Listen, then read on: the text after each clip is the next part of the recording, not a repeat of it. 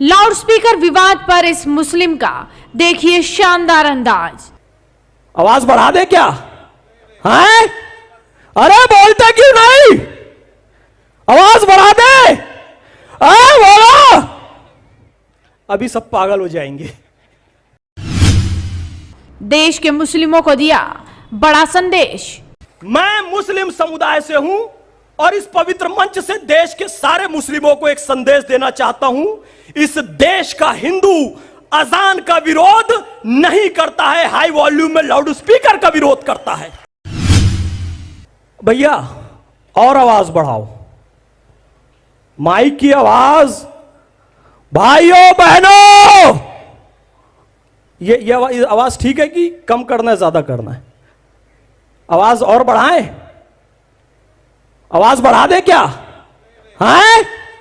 अरे बोलते क्यों नहीं? आवाज बढ़ा दे। बोलो। अभी सब पागल हो जाएंगे। अन्ना कह रहे स्लो स्लो। अरे मैं यहां राम कथा करने आया हूं। अब मैं पूरी दुनिया में घूम घूम के क्या बताऊंगा पता है अन्ना? मैं राम कथा करने आया, लेकिन अन्ना कह रहे धीरे, उधर से कह रहे धीरे, स्लो स्लो। कह रहे हो कि नहीं कह रहे हो?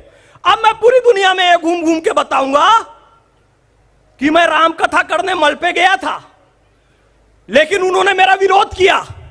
दे अपोज मी। इशारा करके कहा कि चुप रहो, धीरे बोलो। कहा कि नहीं कहा? अभी हुआ कि नहीं हुई ये घटना? हो गई ना? हो गई, हो गई। अब तो मैं यही बताऊंगा मलपे के बारे में। मैं सही बताऊंगा कि गलत बताऊंगा? आपने राम कथा का विरोध किया कि मेरे हाई वॉल्यूम में बोलने का विरोध किया? आपने क्या किया था? राम कथा कहने का विरोध किया था कि हाई वॉल्यूम में बोलने का विरोध किया था? आपने राम कथा का विरोध नहीं किया था, आपने हाई वॉल्यूम में बोलने का विरोध किया था। मैं मुस्लिम समुदाय से हूं और इस पवित्र मंच से देश के सारे मुस्लिमों को एक संदेश देना चाहता हूं। इस देश का हिंदू अजान का विरोध नहीं करता है, हाई वॉल्यूम में लाउड स्पीकर का विरोध करता है।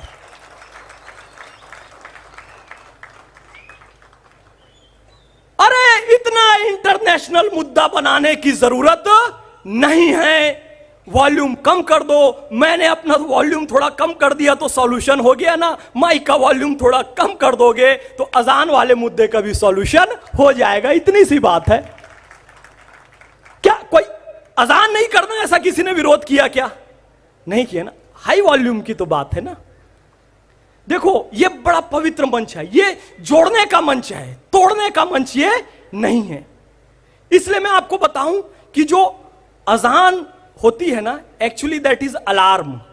ये एक रिमाइंडर है, रिमाइंडर है कि नमाज का वक्त हो गया है, आप आ जाओ।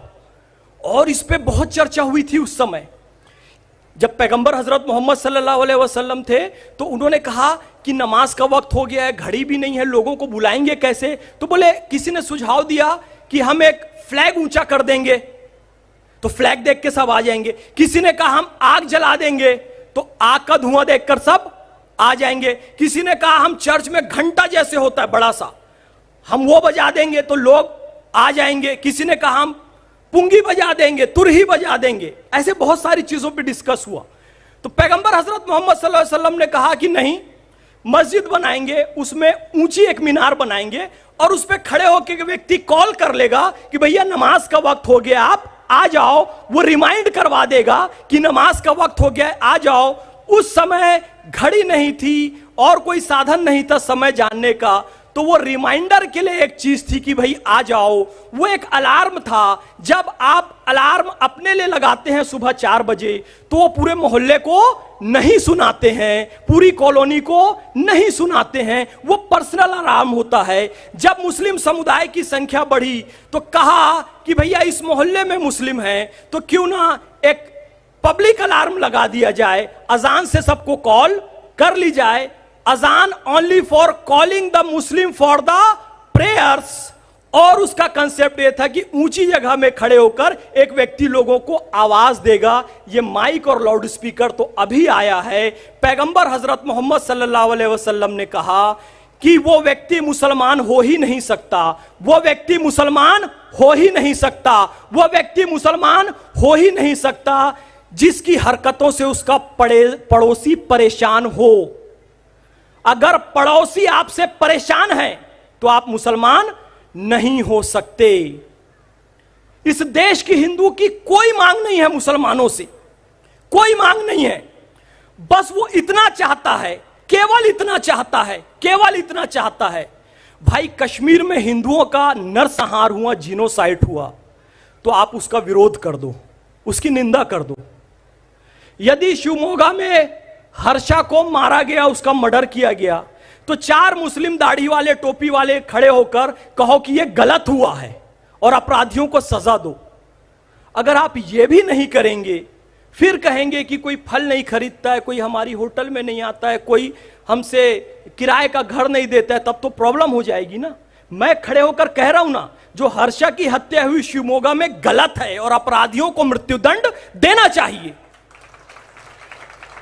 कश्मीर में जो जीनोसाइड हुआ हिंदुओं के साथ, उन आतंकवादियों को दंड देना चाहिए। तो आप ये कहने लगते उस समय सरकार किसकी थी, उस समय राज्यपाल कौन था, उस समय तो आप जिन लोगों ने कश्मीरी हिंदुओं पर अत्याचार किए, हत्याएं की, बलात्कार किए, उनको आप बचा ले रहे हैं, तो फिर आप कहेंगे कि हमारे प्रति सहानुभूति जागे। तो कैसे जागेगी? विरोध कीजिए। हिंदू यदि विरोध करता ना किसी समुदाय का, अजान का, तो पारसी सुरक्षित नहीं रहते। पारसी ईरान में सुरक्षित नहीं, भारत में। और मुसलमान पूरी दुनिया में सबसे ज्यादा सुरक्षित हैं तो भारत में, क्योंकि दुनिया की सबसे ज्यादा मस्जिदें सऊदी अरब में नहीं है, भारत में है। ईरान में सुरक्षित नहीं है, केवल शिया। और इराक में सुरक्षित नहीं है, वहां केवल सुन्नी। और ग्रेट ब्रिटेन के कॉन्स्टिट्यूशन में लिखा हुआ है कि कोई कैथोलिक कभी भी यहां का प्राइम मिनिस्टर नहीं बन सकता। लेकिन इस्लाम के जितने फिरके हैं और ईसाइयत के जितने फिरके हैं, उन सबको बराबर अधिकार, इक्वल राइट किस देश में है? भारत में। यस और नो? भारत में इक्वल राइट है।